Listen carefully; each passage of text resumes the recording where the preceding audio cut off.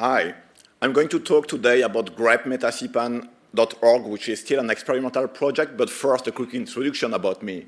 I'm Nicolas, I'm working for cpan, and yes, we are hiring and we are present there. So grep.metacpan.org is not the first time that you heard grep and cpan together. Indeed, there is our first project which is still there and pretty great. grep.cpan.me keeps using it. Okay. The idea is that when we were doing some investigation on the .inc removal, it was not available and we need our own solution. So we thought about this and we asked around us, and one of the first alternatives we had was, hey, let's use cpan visitor.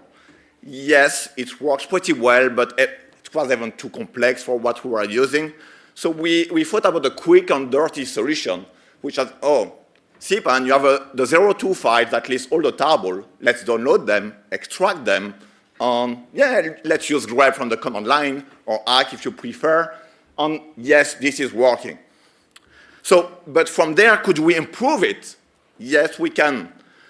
We can simply create a Git repository. Okay, so I'm using a Git alias for start, and that will do this. And from there, you can use git grep. I really enjoy using git grep on daily basis. And yes, this is working on this, even going faster than a simple grep from the command line. That's cool. Now, if I can use git grep, oh, that means that I can probably use also Perl regex in the pattern. That's even awesome. That's not something I was able to do with the previous website. And I like that idea. So let's try to push this to GitHub. Okay? We have more than 1 million files, about 20 gig of disk with a single commit. And just a bare Git repo is about 2 gig, okay, just the .git. And if you read, it's pretty small there, but if you read the GitHub policy, it says, if your Git repository is above 1 gig, you might receive a notification. Okay, let's see how it behaves. So from there, the idea was, okay, we have a Git repo, we're just going to push it to GitHub or GitLab or whatever, and we're going to use their UI as a front end because there is a search button there. Unfortunately, it doesn't really work like this. It's not working. Let's try to browse the source code. Same thing, you cannot browse the source code. You are pretty limited. When you reach that size, you are stuck. So let's build our own front end. And from there, we came with the idea of let's steal the metacpan UI look and build our own dancer app. So it is a very, very dummy dancer app that we built. And some idea came up with, oh, I want a case-insensitive search. I want to be able to only look on the PM files or only on the XS files and so on and so on. So we built that. How does it work? So you can use that website. You can search a pattern there. And the thing is, there's a query running in the background.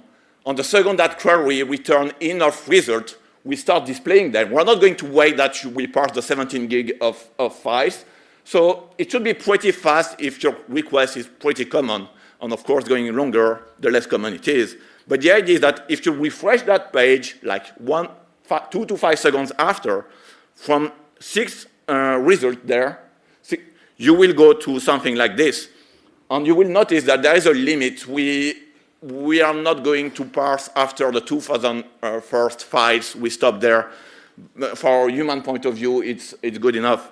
But you can also filter by module. If your module is not part of that 2000 first files, then you can filter by the modules there by using your own app, and you can use globs also.